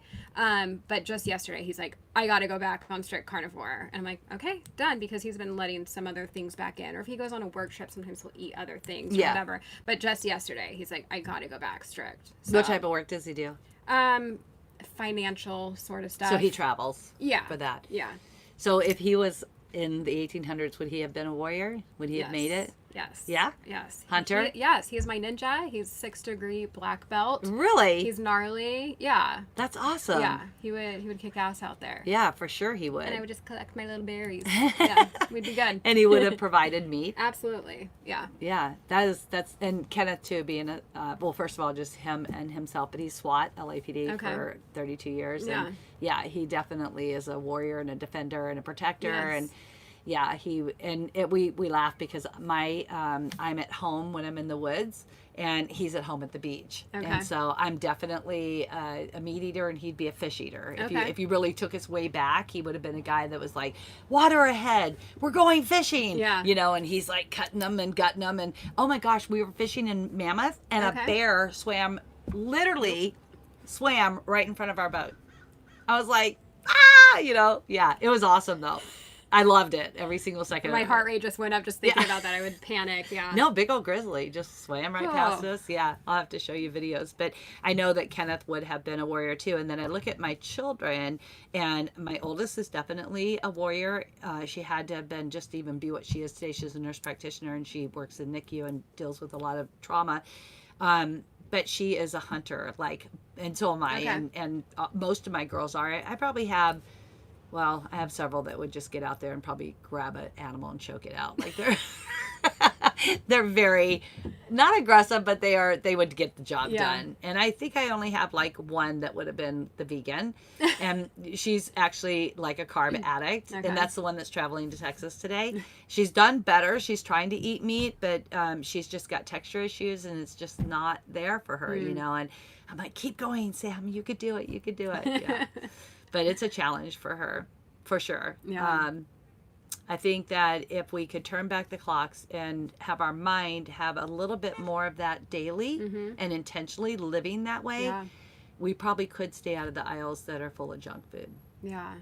Oh, that's good. That's like, now I have a visual of Jeff running down with the spear and his little loincloth, long beard. I might have to do something on AI later, have chat create an image of that. But yeah, just even like, just keeping in the back of our minds, like how we used to live and how to bring that into today, I think can be helpful and even just motivating and inspiring if we just think about it every day on just how to live a little bit better. So I just wrote a program. It's called The Cave Girl. Okay. And I'm going to release 2 books after I do the initial, the program's written. It's a 12-step, and it's going to be for addiction and how to get yourself from where you were to where you need to be. And then I did the same thing. I did like an image for it, and I've got like the whole, she's in her little cape thing, and it's pretty cool. But I think many of us that are 300, 400, 500, 600 pounds overweight, they just don't have any hope. What would be your words of wisdom to, I mean, that would have never happened then. Like you had to walk, you had to stay fit, or you were left to die, right? What would be your, how would you help somebody if you could say, if you're 300 pounds overweight, this is my words of wisdom to you? What would you leave somebody with? I would say even just baby steps on making some small changes, like you don't need to go strict carnivore tomorrow, otherwise, or you could, and that would actually like get you some really quick results. Like who doesn't want to eat a steak and some burger patties and bacon and cheese, like that sounds absolutely amazing. You don't need the bun. So small changes, like ditch the bun, ditch the fries. If you're having soda, like, switch to diet, just like little changes like that. Get up and walk if you can, even if it's just walking around your house, but try and get outside and get some sunshine and, little baby steps towards more movement, do some push-ups and squats and body weights. You don't need to start tomorrow by going to the gym. You don't need to start by making all these massive changes that could be overwhelming. Like, you don't need to give up your coffee and do this, like just little steps so you can have this be sustainable. And then I think as it snowballs, as you start seeing some changes, the momentum grows and it's more exciting, and you start to feel like, oh, maybe I can do this. So I love that you say that it's overwhelming, because this goes back to the mind, right? So mentally exhausted can create havoc inside your body. And when we try to make too many changes quickly, it does become mental stress, and mental stress reverts right back to where you were. So that's that self-sabotage. I definitely agree with all that. I do have 7 basic habits in the program, where people can just pick one. My slogan is 1% a day in 100 days, you're 100% better. Pick one thing and do it better for 100 days, and then you're going to be 100% better, whether it's getting off of vanilla creamer onto just creamer. Like the small baby steps, I think, add up to huge gains. And then when we take out those chemicals and those sugars, our brain wants more. It's almost like the dopamine hit of doing better. The reward program is there, and we start to feel really good on that. Okay, my last thing, I don't know how long we've gone or where we need to go with this, but I don't even know if we have people anymore. And I'm so sorry, like, we haven't read anything. I hope everyone's actually been enjoying this. Imagine if they were all there in the comments being like, this is awful, and we have no idea. We're just having I'm really sorry.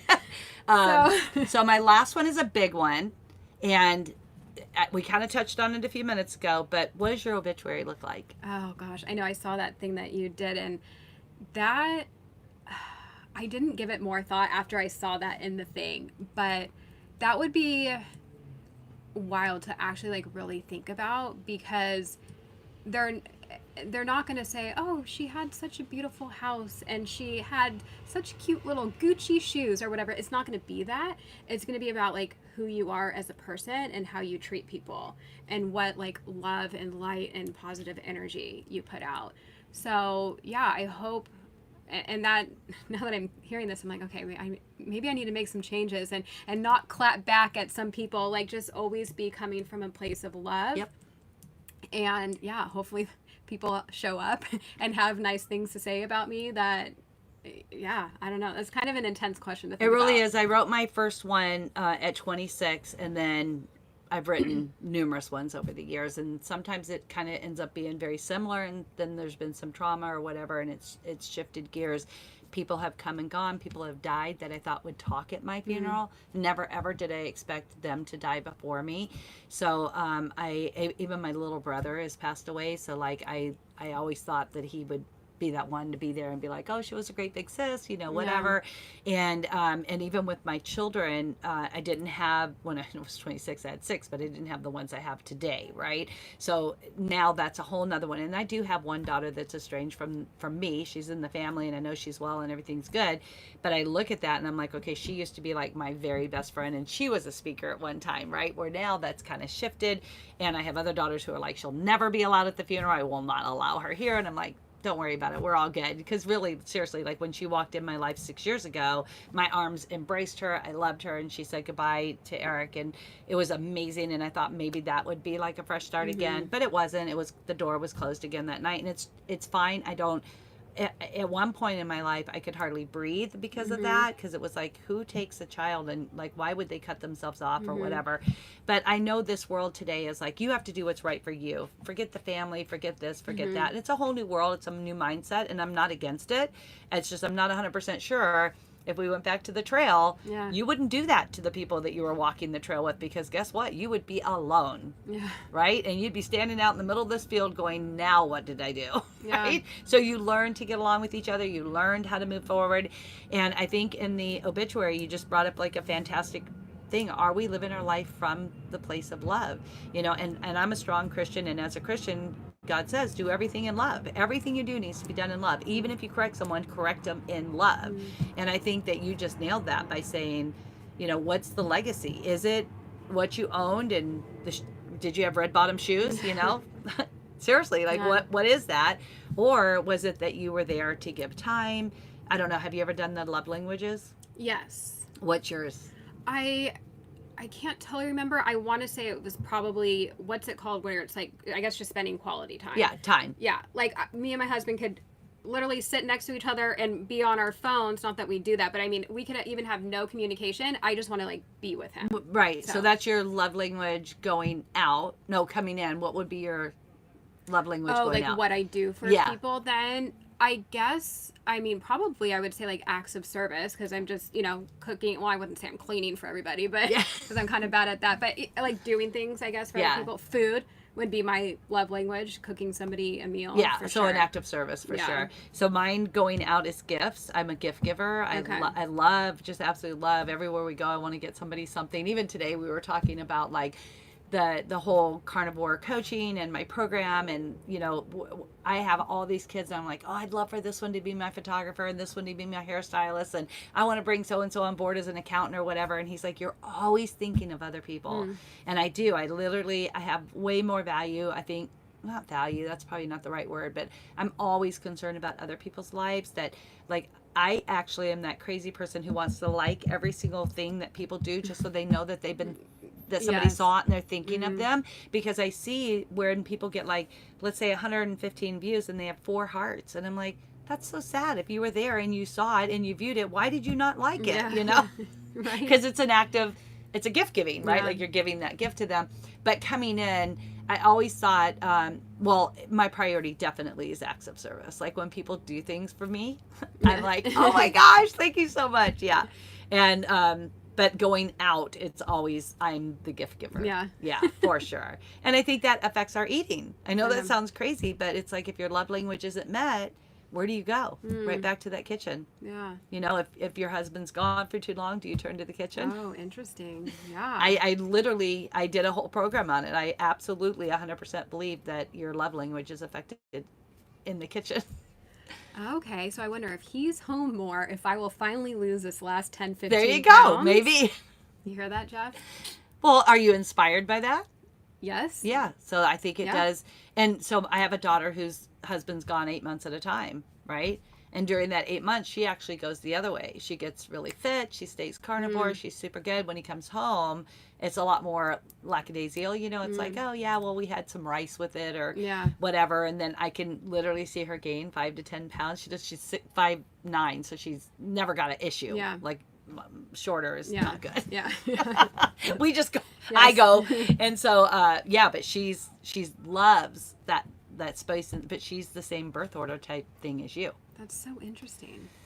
Yeah, there's a lot going on in our minds. There is a lot of, deep-seated things that we don't even realize, underlying things, old trauma, or even not trauma, maybe good things, but a lot of things that we are not even conscious about that 100% is affecting like what we're doing.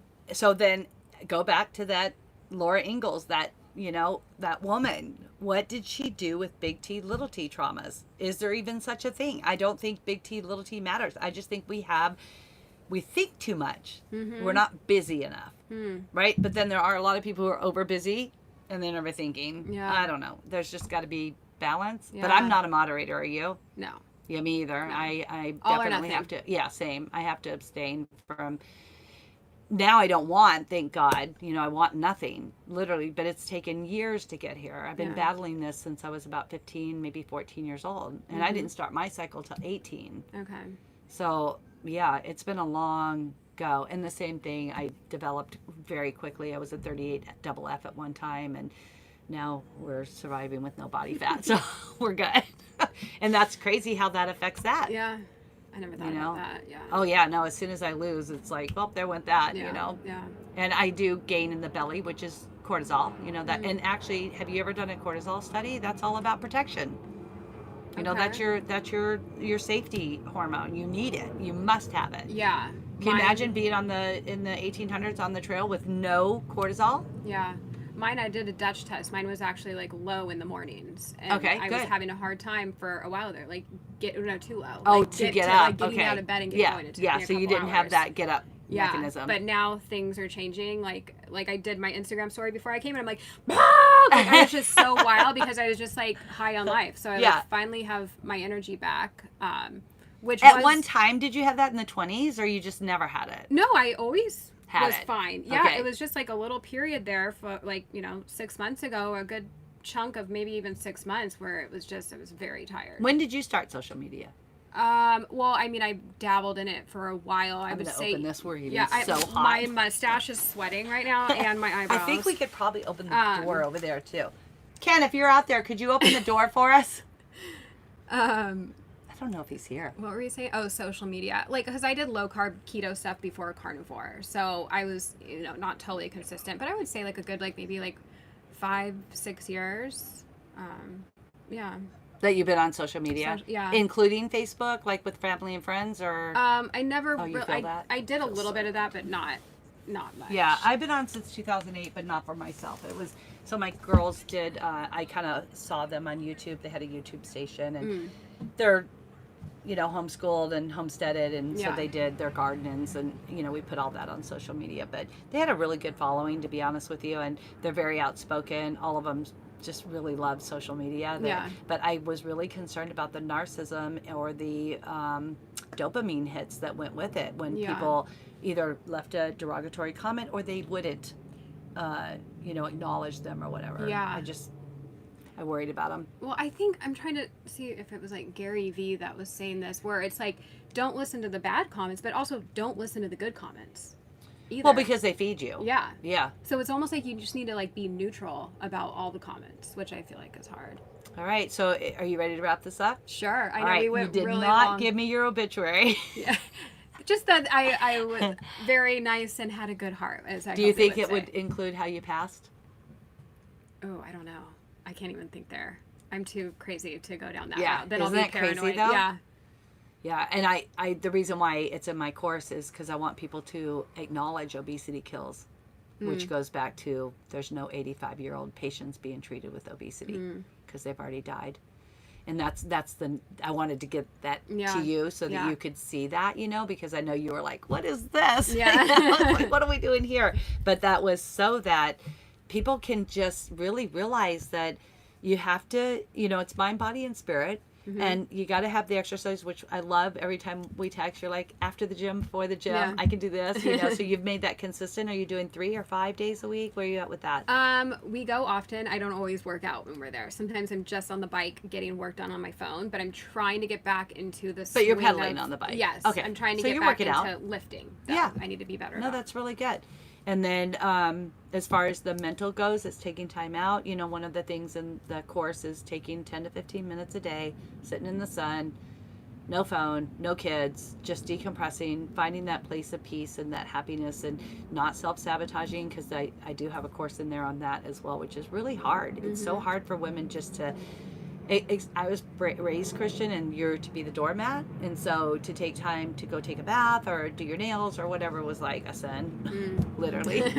And it's not. Yeah. As a matter of fact, if you don't take care of your love bucket, your bucket doesn't have any love to give to other people, and I think that's really, really important. And then looking back, I have a vision in my head. Have you ever watched 1823, the movie? Watch it. It's done by Taylor Sheridan, and it is about the trail, the Oregon Trail, going from Texas up. I played that on the computer in school. The Oregon Trail really? game. Yeah. Oh, that's so cool. Yeah, it's brutal, but that the narrator there tells a phenomenal job and an image of what goes on. And for me, I have this image of a woman just day in and day out, like nonstop, never hardly taking time to go by the lake and just splash water on their face and be able to rejuvenate, where I feel like we get so much of that. Yeah.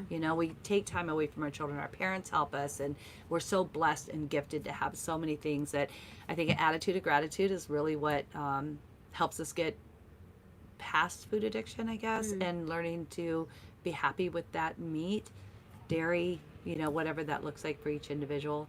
I don't know. It's so crazy, isn't it? Yeah. No, Do you think you're going to stay carnivore? Because I think I heard you say that you're just not sure. Sometimes it's just being able to have a little fruit, a little vegetables, or... Yeah, I mean, I definitely, for the rest of my life, will be very heavily meat-based. But I think that's what I heard you say one time, was that you had never wanted to be carnivore for your entire life. Yeah, because, and maybe that's the sugar addict in me. I mean, totally it could be, but I would like to not only have to eat meat the rest of my life. And yes, it's going to be a big priority and what my diet is consisted of, but I'd like to have some, even just ketovore days. I have no desire. Maybe you'll be a locavore. Maybe. Like, I have no desire to like go eat Oreos again, and that was like my jam. But like being able to like have a little bit of fruit here and there and not have that set me off and trigger me to go like binge on all the things, like I would love that. And I have no desire really for the veg. I mean, I do have some like kimchi every once in a while, but and I don't feel like that's even like bad. Having a little bit of fruit and veg, like that's still, we're doing a lot better than what the rest of the world's doing. But yeah, I think just having that like on occasion, just to keep things interesting. I don't know. Maybe that's, like I said, that's probably the addict in me, wanting other things. It's really interesting because we talked about being absence or, you know, being in moderation. I can't even see into the future putting vegetables or fruit back on my plate because I've now adapted this poison thought process. Yeah. That to even, like, Kenneth had bought this habanero jelly, and he was having it on his pork chop, and he goes, this is so good, and I love habanero cheese. Like, the hotter is so good. And he goes, do you want to taste it? I was like, no, I don't. Yeah. So was that my subconscious saying, you'll eat that whole jar if you start? Could be. Right? Slippery slope. Or is it truth that it's just not good for me? And Yeah. I know it's not good. I know it's not. But the thought of it for that split second, it was like, I bet that's really good. But I just didn't have, I feel like I finally broke the addiction all the way around on everything, including my body products. Like, I only buy all natural. I think it's called Yuck app approved, you know, like, or the EWG, whatever all that is. And I try not to, I just do the same thing every single month. It's so much easier for me. Yeah. Otherwise my brain kind of gets all over, gets squirrely. Yeah. No, that's good. I use non-toxic makeup, but I use tallow, and like, I do tallow too. Hair wash and conditioner is tallow based with other things. Yeah. But yeah, I've totally swapped all that out. Did you have a hair issue ever? No. I mean, it's always never been super thick. Right. And like some hair loss during like weight loss, but I feel like that. Yeah, I had that happens too. for everybody. The first 100 pounds, it was just like, oh, well, there goes all the hair, you know.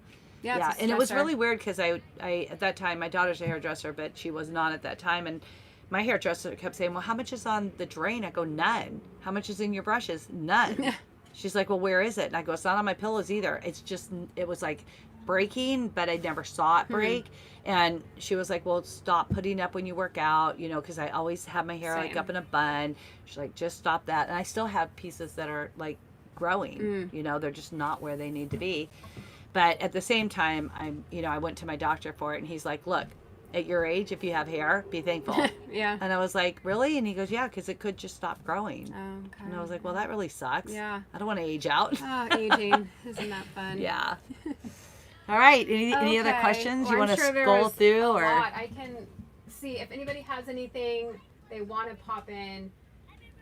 I'll read this one. It would be great to be like my husband and eat meat, fruits, and vegetables without problems, but that's not my ability. Plants as food hurt me. Plants as medicine help me when I need them. Yeah, that's a good point, because I do think plants can be medicinal. Oh, absolutely. Yeah, I totally believe in like lavender and lemongrass and oregano. Like I used to be a distributor of oils as well. Okay. Yeah, and I used them. We tried to use them to heal cancer. Okay. With Eric. Yeah. Okay. If everyone could give this video a thumbs up. It's very low. Go heart us. Go like us. Go love us. And if you're going to be watching this replay, like, say hello in the comments if you made it this far. This is the longest podcast I've ever done. Thank How you long so is it? much. I don't even know. Well, we started at 10:30. It's almost been 2 hours. Oh my gosh. And we could keep going. This is us like cutting it off so I could get back to my kids. Do you have any idea if I need iodine if my thyroid gland is removed? I have no clue. Oh boy. So you need blood work first. Let's always start with blood work. Book an appointment with me, and then I can go over your blood work and we can assess that. But if you chose to do it on your own, don't do more than 2 drops a day. Iodine you don't have a thyroid, but iodine can still screw up your mind. So you really want to be careful there. It's an absorption issue. So we want to focus on that first. Everyone's saying it was awesome. I'm so glad. I thought this was selfishly good for me. You guys just got to be a fly on the wall. This was like a little therapy session. Oh, look, my phone's barely hanging on at 16%. It survived. Great timing. It survived. Awesome. Well, thank you guys for being here. And we'll have Lisa's information. It's already like in the description. So you can check her out. And hello from Tehachapi? Oh, I was just in Tehachapi. Tehachapi? Yeah. Tehachapi? Gosh. She's the Californian, I know. and I'm saying it. I'm the native here. Yeah. Where were you born? I was born in Laguna Beach, Oh, actually. you were? Yeah. Very cool. Yeah. It's a great Just area. right down the road. We're in Newport right now, if we didn't say I that love already. Tehachapi. I used to have, that was like my stopping point going from Lancaster up to Bakersfield. I had a club in Lancaster and a club in Bakersfield, so I went over to Tehachapi like every other day to handle both those clubs. Beautiful area. Oh my gosh, that breeze. Like, Doesn't it feel good? Or- I'm going to step am I out of the camera for glistening? one Like, I had second. to dab No, my you look okay. mustache a few times I was there. watching you. You were good. I'm just going to, I don't know where All you right. went, but Hopefully this didn't fall over. Look, can you see this? Your red cord, did that get in the way? Oh my, that's dead. Save that. She was also recording and Yeah, it's dead. And I it thought I died. heard it cut off like a half hour ago, but it's Oh, fine. no. Okay. I'll have to figure out I don't know how I could save this. Maybe from my desktop. Okay. Well, thank you guys. Oh, my phone is like on fire right now. Thank you guys for watching. We'll do a live soon where I can actually like read and answer comments and stuff. But I feel like what we gave was so good. And I hope, everyone. Hopefully. Yeah. I literally, I don't go live, and so I was very nervous to do a live. Boom. And the end. But anyways, I appreciate all of you guys being here. If we can help at all with your journey, share our journey to help your journey grow. Go tell your stories. That's really what helps people. Get Courtney's book if you don't have it. This is great. If you're brand new to carnivoring, I will tell you this is a great transitioning book. And I really say that with all my heart, because if you are a person who needs variety and you're not all about the meat, that will definitely help you stay carnivore, lose weight, get healthy, which is more important than losing weight, being healthy. And then as your body changes, you'll find that you either want to be beef, butter, salt, or just beef, water, salt, or you want to do bacon, eggs, beef, water, and salt. Jiminy crickets. Anyways, you'll figure that out. But when you're transitioning and you need those extra things, like one of the things we did in Valentine's Day, which I was getting ready to tell you about, is like I had all my clients go home and celebrate Valentine's Day with your menu. And literally I picked things off there that would be like if you went out to eat and you wanted to have like a more romantic type thing. You're not just going to slop that meat on the table. I mean, some of us do, but yeah. So anyways, it's a great transitioning and just to live by it. My daughters love it. They absolutely love it. And so do I. Thank you. I appreciate that. Well, thank you guys for being here. That was fun. Any I hope other you questions? enjoyed it. I don't see anything at the end. But What does someone it is say? saying Oh, her book will make you live again. So Yes, thank you. absolutely. Oh, shit, that just Could you scared me. open that for us? We are like dying in here. We're still live. The camera died. Okay. All right. We'll But wrap it up for now. Yeah. Bye.